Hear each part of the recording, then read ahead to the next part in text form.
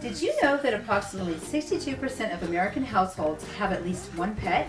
Not everyone loves the company of animals, but the chance of a positive response to animal therapy is high in America.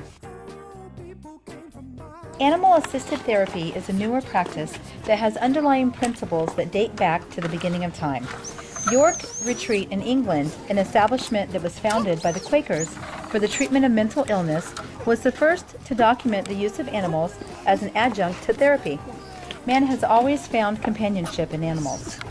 Nowadays, researchers, educators, and therapists discovered that with animal-assisted therapy, children and adults cope better with physical and emotional issues. The use of animals in therapy sessions has been shown to increase communication, teach responsibility and respect, and with horses, it can even increase one's muscle strength and development.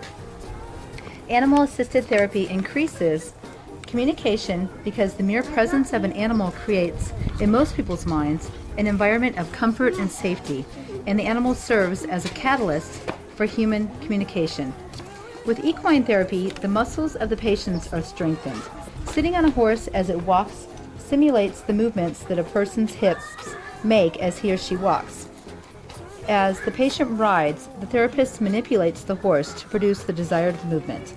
Therapeutic horse programs produce increased flexibility, balance, gross motor coordination, and cardiorespiratory function, as well as speech and language abilities. There are two types of therapy dogs: therapeutic visitation dogs and animal-assisted therapy dogs, and they each have their own unique set of responsibilities and expectations. The animal-assisted therapy primarily serves as a therapy through visits only. Their light play and calm response lift the spirits of patients and lower their blood pressure and anxiety. Animal-assisted therapy dogs, on the other hand, are assigned to specific patients requiring more intense therapy that suffer from physical or mental maladies. The disabled, the elderly, epilepsy patients, and others adore therapy dogs because they provide a conduit for emotional decompression as well as assist in getting them through everyday challenges. Visits usually last 5 or 10 minutes. Reading Education Assistant Dogs is a program that has proven to raise children's reading levels by as much as 4 grades.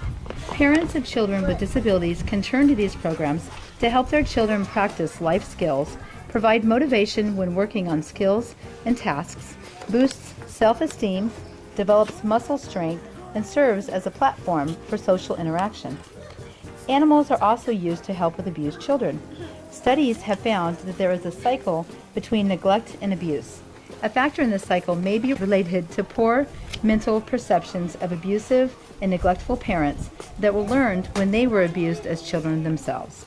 Secure attachment depends upon the development of appropriate representations of the child and parent relationship.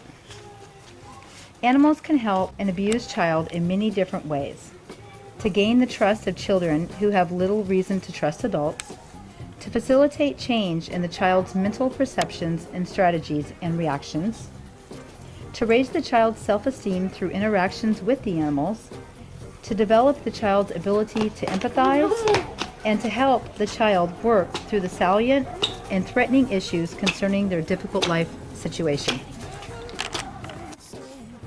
Seniors that undergo pet therapy treatment seem to smile more often and surprisingly have a normal heart rate, a lower blood pressure, increased mobility, and reduced stress. Criteria for participation in AAT includes an animal that is behaved, skilled in basic obedience, clean, well-groomed, and at least 1 year old. They must be screened by a veterinarian, and the aptitude and skills of each animal is evaluated. As part of testing of dogs for suitability, the dog's behavior around people with such equipment as wheelchairs and crutches is evaluated. Thank you.